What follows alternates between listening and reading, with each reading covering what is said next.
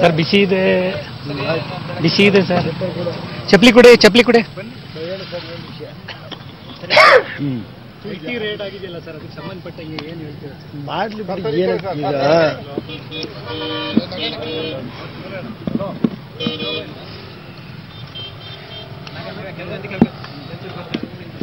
ಈಗ ಯಾರಿಗಾರು ಲೋನ್ ಕೊಡ್ತೀವಿ, IT ದಾಳಿ ಮಾಡಬೇಡಿ ಅಂತ ಏನಾದ್ರು ಹೇಳ್ತೀವಿ, ಹೇಳಕ್ಕಾಗುತ್ತೆ?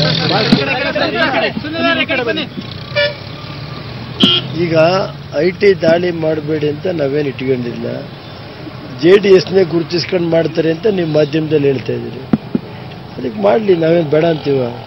ಯಾವ ರೀತಿ ನಡೀತಾ ಇದೆ ದೇಶದ ರಾಜಕಾರಣ ಗೊತ್ತಾಗುತ್ತೆ. ಈ ಸಂದರ್ಭದಲ್ಲಿ ಮಾಡಿದಾರಲ್ಲ ಸರ್, ನಾನು ಅದು ಹೇಳಾಯ್ತು. ಈಗ ಅದಕ್ಕೆ ಈಗ ನಾವು ಇದಕ್ಕೆಲ್ಲ ನಾವು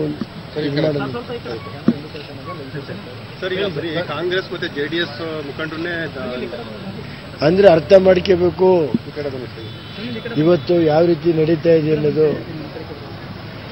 ಆಮೇಲೆ ಎಲ್ಲ ಒಟ್ಟೆ ಮಾತಾಡೋ ನಾವೇನು ತಲೆ ಕೆಡಿಸ್ಕೊಂಡಿಲ್ಲ. ಯಾರು ಕಾನೂನು ಬಾಹಿರವಾಗಿರ್ತೋ ಮಾಡ್ಕೊಂಡ್ರೆ ನಾವೇನು ಬೇಡ ಅಂತೀವಿ, ನಡೀರಿ. ರಾಜಕೀಯ ದುರುದ್ದೇಶ ಇಂಥವಕ್ಕೆಲ್ಲ ದೇವೇಗೌಡರು ಹೆದರಿಕೊಂಡು ಓಡೋಯ್ತಾರ, ನಡೀರಿ ಸರ್. ಇಂಥವೆಲ್ಲ ದೇವೇಗೌಡರು ಹೆದರಿಸೇ ರಾಜಕಾರಣದಲ್ಲಿ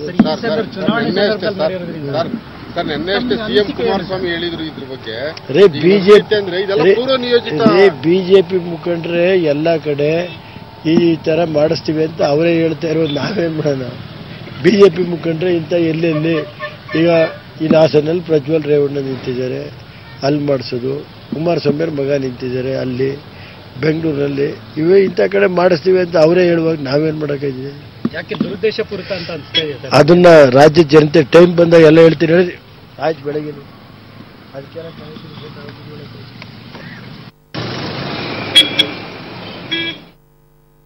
ಇದು ಮಾನ್ಯ ಲೋಕೋಪಯೋಗಿ ಸಚಿವರಾದಂಥ HD ರೇವಣ್ಣ ಅವರ ಮಾತು. ರಸ್ತೆಯಲ್ಲಿ ಹಂಗೆ ಹೇಳೋದು ಒಂದು ರೌಂಡು ಕೂಲಾಗಿ ರಿಯಾಕ್ಟ್ ಮಾಡಿದ್ರು. ನಾನೇ ತಲೆ ಕೆಡಿಸ್ಕೊಂಡಿಲ್ಲ, ಯಾಕೆ ಬೇರೆಯವ್ರ ತಲೆ ಕೆಡಿಸ್ಕೋಬೇಕು, ಎಲ್ಲ ಸರಿ ಇದ್ದಾಗ ಯಾಕೆ ವರಿ ಮಾಡಬೇಕು ಅನ್ನೋದು ಇದೀಗ HD ರೇವಣ್ಣ ಅವರ ಮಾತು. ಅದರ ಮುಂದಿನ ಭಾಗವಾಗಿ ನಾಗರಾಜ್ ಯಾದವ್ ಸರ್.